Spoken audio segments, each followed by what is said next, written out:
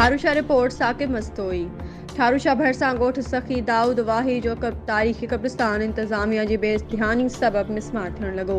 चौदीवारी न हुजण करे कब्रिस्तान में रोलू जानवर हर वक़्तु मौजूद रहनि था ऐं ॻोठ जे घरनि जो गंदो पाणी कब्रिस्तान में दाख़िल थियण करे कब्रनि खे मिसमार करे चुको आहे।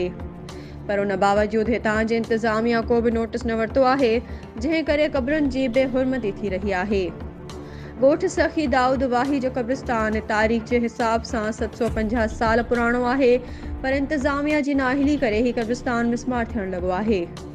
साल 2018 में औकाफ़ खाते पारां हिन कब्रिस्तान जी चौदीवारी जी स्कीम कब्रिस्तान खे चौदीवारी ॾियारण लाइ मंज़ूर कई हुई, जेका इंतज़ामिया ऐं ठेकेदारनि जी मिली भगत जे करे करप्शन जे वर चढ़ी वई।